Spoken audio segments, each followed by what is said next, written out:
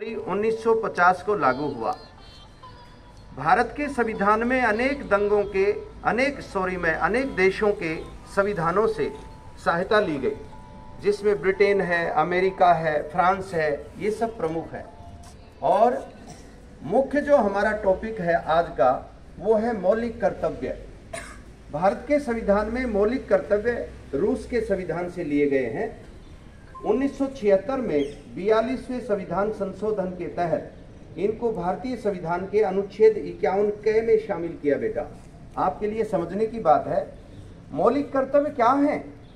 नागरिकों के राष्ट्र देश के प्रति कर्तव्य, ये 10 कर्तव्य हैं, लेकिन अभी बेटा ये 11 हो गए। ये समझने की बात है, जीके का क्वेश्चन भी नहीं बनेगा। ये जो हिस्ट्री के स्टूडेंट्स हैं उनका क्वेश्चन बनेगा। पहला है कर्तव्य। कर्तव्य से तात्पर्य है संविधान के अंतर्गत सभी संस्थाओं राष्ट्रगान, राष्ट्रगीत, राष्ट्रध्वज का सम्मान करना चाहिए। यानी कि हम व्यक्तिगत जीवन में स्वतंत्र हैं, ठीक है, लेकिन सामाजिक जीवन में हम परतंत्र हैं। जब राष्ट्रगान होगा तो सबको खड़ा होना पड़ेगा। इसी तरह राष्ट्रगीत, राष्ट्रगान हमें बोलना पड़ेगा। ये पहला। दूसरा है कर्तव्य हमारा स्वाधीनता संग्राम के प्रेरक व महान आदर्शों को स्मरण करना व उनका अनुगमन करना चाहिए, जैसे सत्य, अहिंसा, समानता, भाईचारा।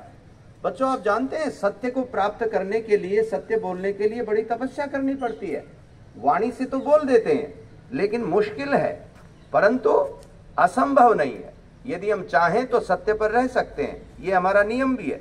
अहिंसा का पालन भी करना होगा, समानता का पालन भी करना होगा, भाईचारे का पालन भी करना होगा, यदि देश में रहना है तो। नंबर 3 कर्तव्य है हमारा भारत की संप्रभुता, एकता एवं अखंडता को मजबूत व सुरक्षित रखना चाहिए।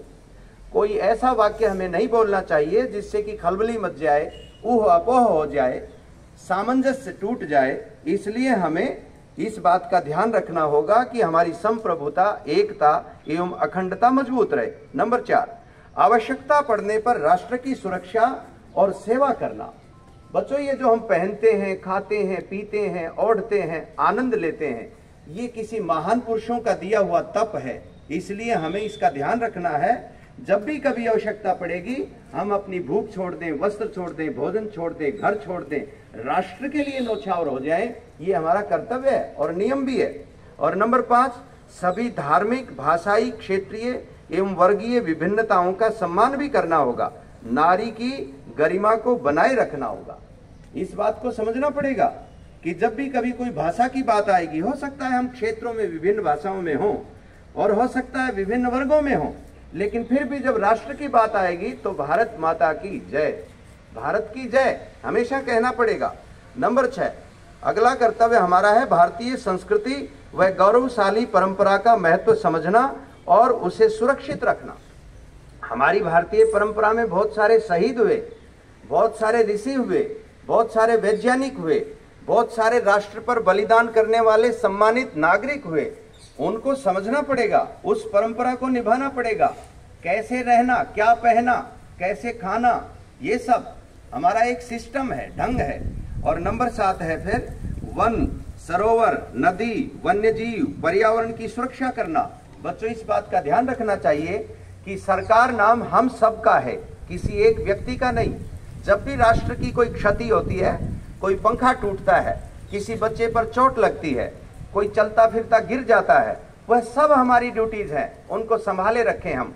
नंबर 8वां कर्तव्य है वैज्ञानिक दृष्टिकोण, मानवतावाद, ज्ञानार्जन की भावना का विकास करना। हाँ, हमें ढोंग ढपट्टे में, पाखंड में नहीं आना है।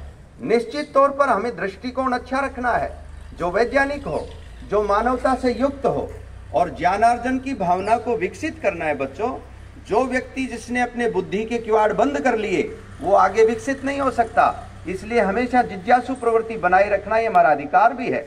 और नंबर 9 सार्वजनिक सरकारी संपत्ति की सुरक्षा एवं हिंसा का परित्याग करना। आप जानते हैं ना, जितने भी इस संसार में, ये इस दुनिया में जितने भी इस ब्रह्मांड में शक्तियां हैं, संपत्तियां हैं, दौलत है, वो बिना सुरक्षा के अधूरी है। हमारे भारतवर्ष में न जाने कितने लोगों ने तपस्या करके, इनकम टैक्स दे करके, अपना एक एक निवाला दे करके हमें वापस करके भेंट करके ये राष्ट्र सजाया है, इसलिए उसको तोड़ फोड़ करना, उसमें हिंसा करना ये अच्छी बात नहीं है, इससे बचना होगा, ये हमारा कर्तव्य भी है। और 10वां कर्तव्य है व्यक्तिगत एवं सामूहिक गतिविधियों से सभी क्षेत्रों में उत्कृष्टता के लिए प्रयत्न करना। इंडिविजुअल और सोशल लाइफ में हमें हमेशा समन्वय बनाना है। ये ध्यान में रखना है कि हम कभी ये ना कह दें कि मेरा तो ये राइट है, मैं इसको तोड़ूंगा फोड़ूंगा, ऐसा नहीं चलेगा बेटा।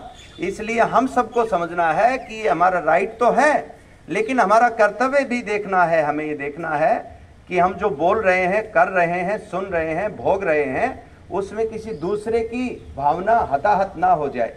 और एक और शामिल कर लिया जो अंतिम है